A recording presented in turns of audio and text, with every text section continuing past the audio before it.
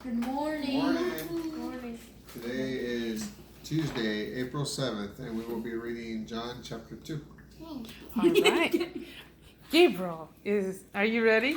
Yes, ma'am. All right. Are you ready? Yes.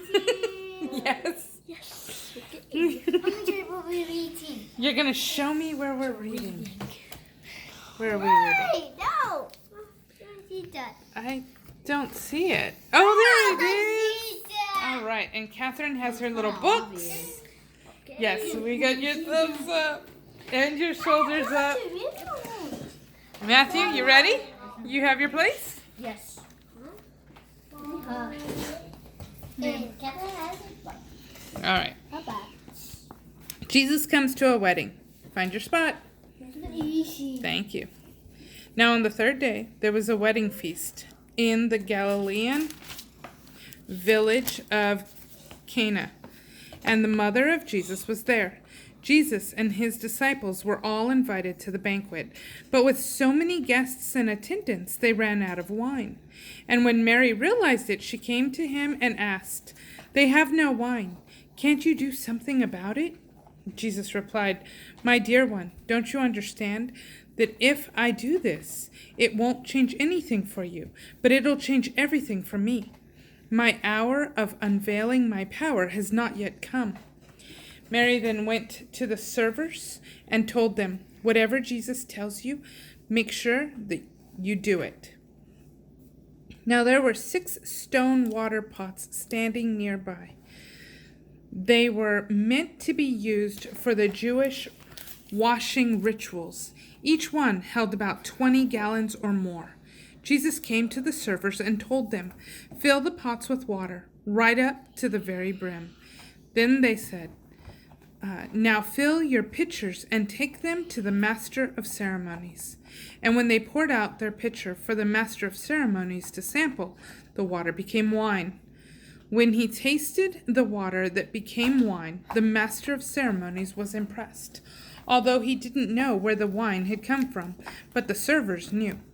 He called the bridegroom over and said to him, "Every host serves his best wine first, until everyone has had a cup or two. Then he serves the wine of poor quality. But you, my friend, you've reserved the most exquisite wine until now." This miracle in Cana was the first of the many extraordinary miracles Jesus performed in Galilee. This was a sign revealing his glory, and his disciples believed in him. Jesus at the temple. After this, Jesus, his mother, and brothers, and his disciples went to Capernaum and stayed there for a few days. But the time was close for the Jewish Passover to begin, so Jesus walked to Jerusalem. As he went into the temple courtyard, he noticed it was filled with merchants selling oxen, lambs, and doves for exorbitant prices, while others were overcharging as they exchanged currency behind their counters. So Jesus found some rope and made it into a whip. Then he drove out every one of them and their animals from the courtyard of the temple, and he kicked over their tables filled with money, scattering it everywhere. And he shouted at the merchants, "Get these things out of here! Don't you dare make my Father's house into a center for merchandise." That's when his disciples remembered the scripture, "I am consumed with a fiery passion to keep your house pure." But the Jewish religious leaders challenged Jesus. "What authorization do you have to do this sort of thing? If God gave you this kind of authority, what supernatural sign will you show us to prove it?" Jesus answered, "After you've destroyed this temple, I will raise it up again in 3 days." Then the Jewish leaders sneered. "This temple took 46 years to build, and you mean to tell us that you will raise it up in 3 days? But they didn't understand that Jesus was speaking of the temple of his body. But the disciples remembered his prophecy after Jesus rose from the dead and believed both the scripture and what Jesus had said. While Jesus was at the Passover feast, The number of his followers began to grow, and many gave their allegiance to him because of all the miraculous signs they had seen him doing.